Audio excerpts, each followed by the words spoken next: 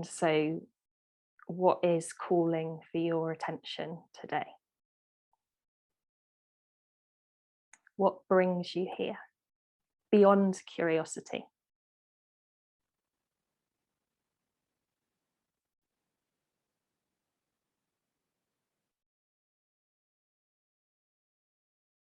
And, when I make the invitation to tune in to what brings you here and what's calling for your attention, I'm really inviting you to notice what happens in you when I make that invitation.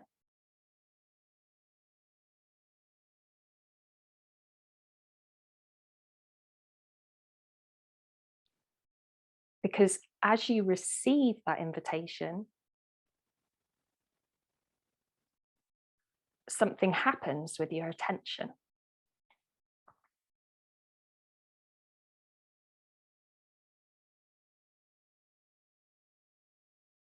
And I'm wondering if you can notice the quality of what happens to your attention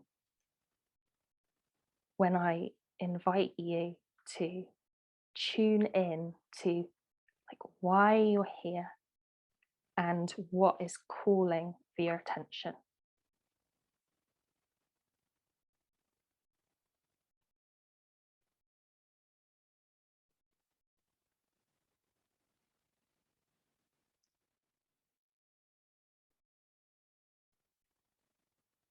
Because really, when we start kind of drilling down, what brings you here?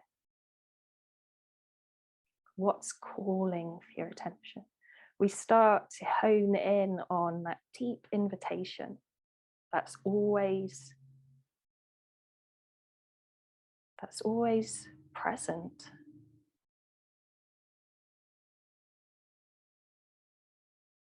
That's always here in the heart of us, in the core of us. And what is that invitation? I don't even want to give words to it. How could I articulate what that deep invitation from being is to you, from your being, from you to you? This is something that only you can know intimately in the core of yourself. And there's no right or wrong answer.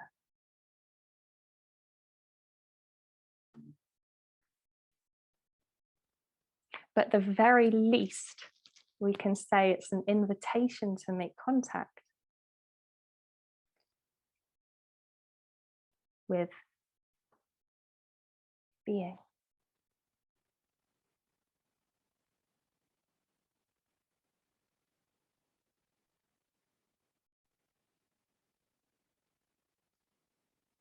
An invitation to touch yourself, which sounds like a duality, right? Who's touching who, or what's touching what? And yet here we are in duality, right? There's no getting away from it. And there has been a forgetting of who we are at our core, in our essence. There's been a movement away, and so of course now there's a coming back, there's a return. Okay, and that coming home is the painting of our lives, if we choose it. And that coming home is timeless. It happens in an instant.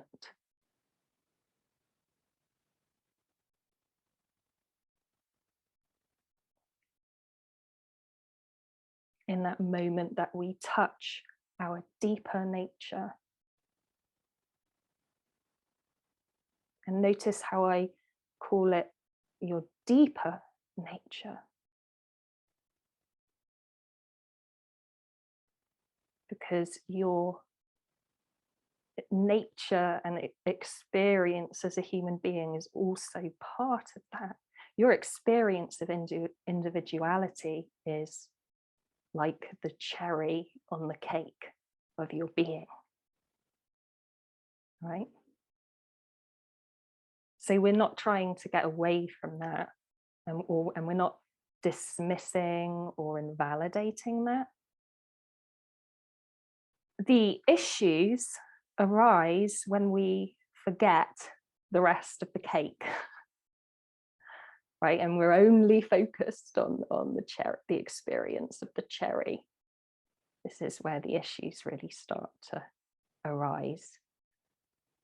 And when that inner call back to self becomes urgent, right?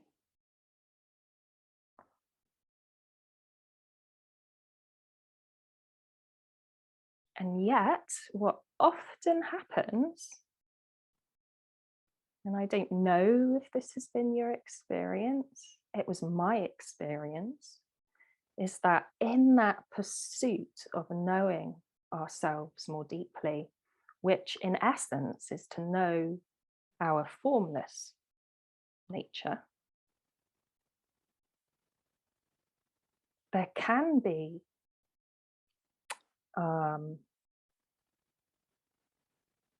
a forgetting, a leaving behind, a dismissal of the human being. And so, having experienced that directly, my approach now to awakening is extremely healing centric, because it's the human being, the body, the personality, the psyche that's needing healing, actually. And it's also become incredibly life affirming and just this ongoing deep embrace of my humanity, which is actually, interestingly, for me, what feels like the true homecoming.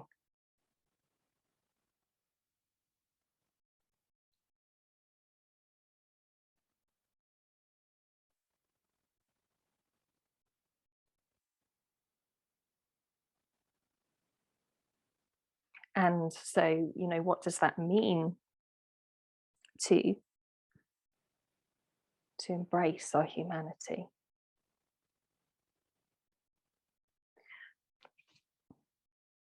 I know that for me, it means cutting myself some slack, not having such high standards for myself, particularly in the realm of awakening.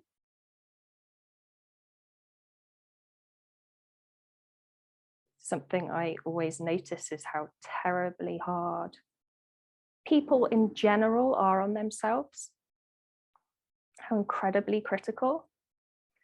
And particularly among spiritual seekers, when they start to engage with the spiritual teachings and the possibility of awakening or enlightenment, it becomes this incredibly high standard that they can set for themselves. It's like the inner critic just seizes that promise of salvation.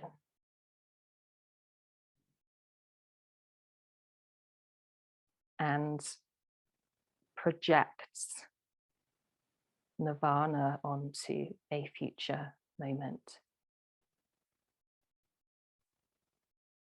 when awakening will relieve it from itself.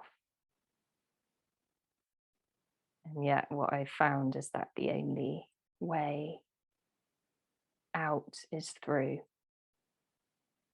or the only way in is here.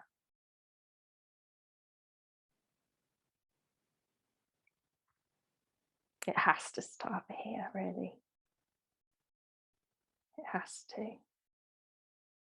Like, how are you holding yourself?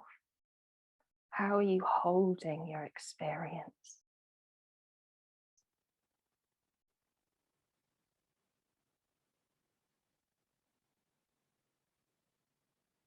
Are you telling yourself that you should feel a different way? Or are you holding those feelings with tenderness and curiosity?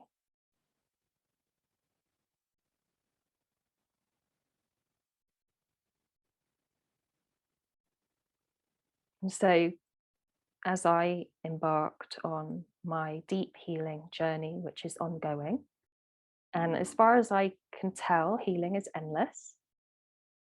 The capacity for life is endless. The capacity for evolution is endless. But yeah, if the capacity for healing is endless, then we cannot actually find rest in it. Right? We're not going to reach a place called healed. Things are going to get easier, things are going to improve, of course. That's the joy of evolution. But we're not going to reach a place where we can find that deep rest within the healing process, right? The healing process is a process, an ongoing process. It's constantly in movement. There's not really rest in that. And so this is when it becomes incredibly important to find our ground in being, to allow the attention to rest in the stillness and the silence of our formless, aware nature, which is not in process, which is untouched by our process, which is quietly watching and holding our process, our growth, our human development, our life journey unfold.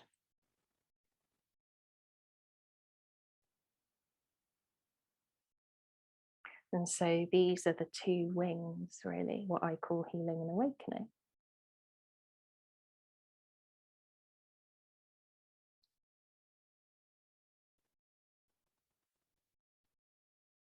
Which we could also call you as awareness and you as love.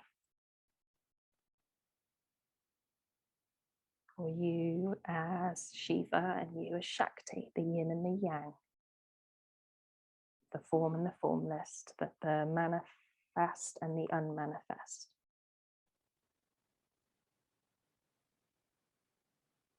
And both sides of the coin are wanting your attention.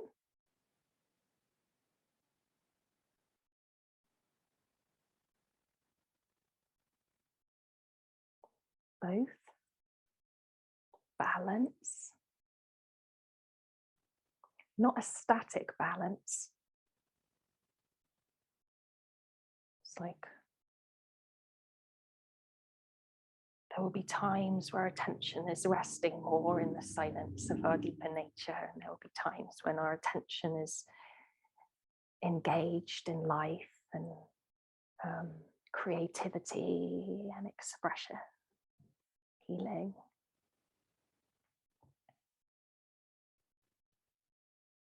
And so the real invitation, I feel, for myself at least, is how can I be quiet and attuned enough to be able to sense what's needed in this moment?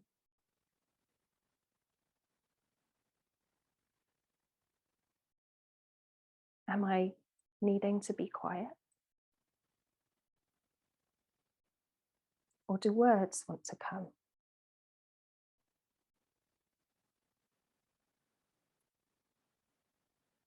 Am I needing to rest in my deeper nature, or is some emotion or sensation calling for my attention?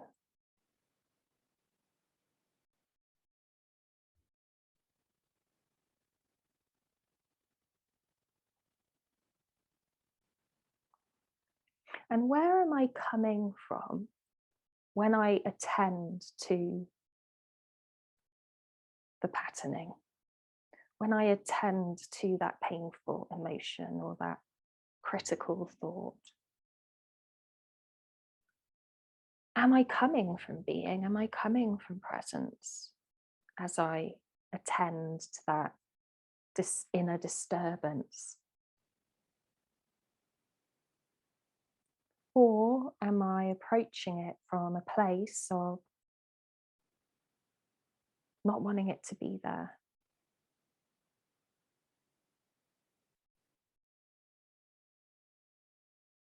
And so, no matter what is happening in your reality, no matter how much disturbance might be arising, as you enter into relationship with it, as you attend to it, it becomes an opportunity to deepen into being. And in this way, everything can become grist for the mill. It becomes an opportunity to see where you're still identified.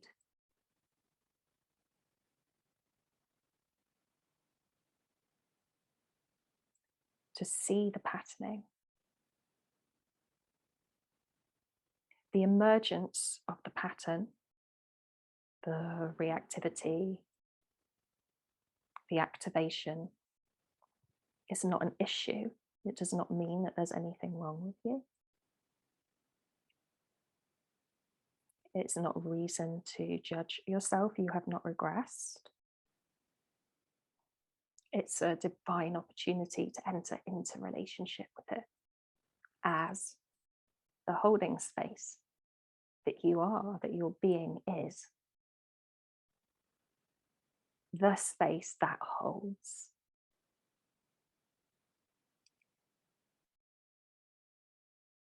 The space that not only witnesses, but also embraces what it finds in its being, in its awareness. And this is you.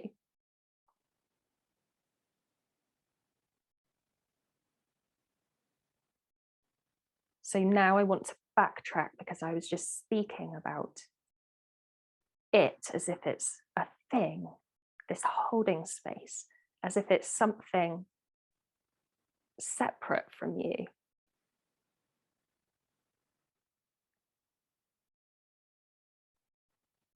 But it's you.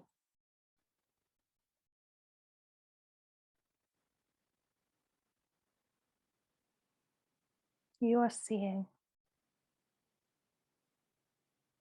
You are knowing. You are not knowing. You are being. You are aware. You are love. You are loving. You are holding. You are embracing. You are touching. You are listening. It's you. It's always you.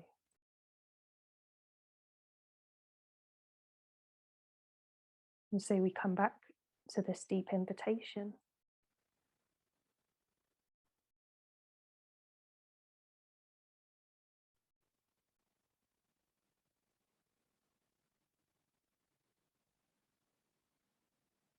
To give yourself the time and the space to rest here as you.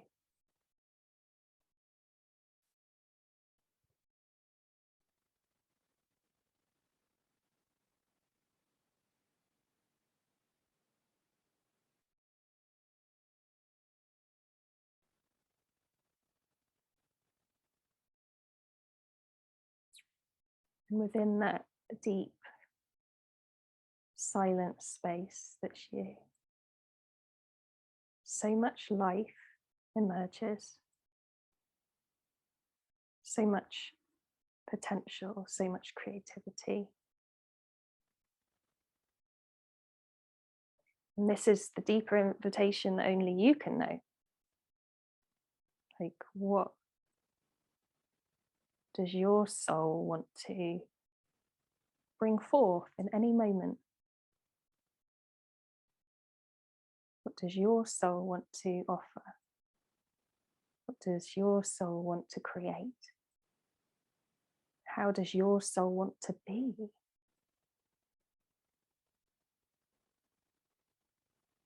How does your soul want to play?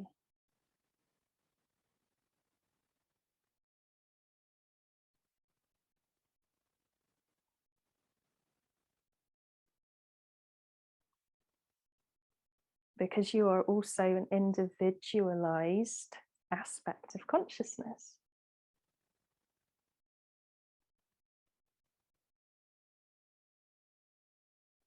Of which the human being is like the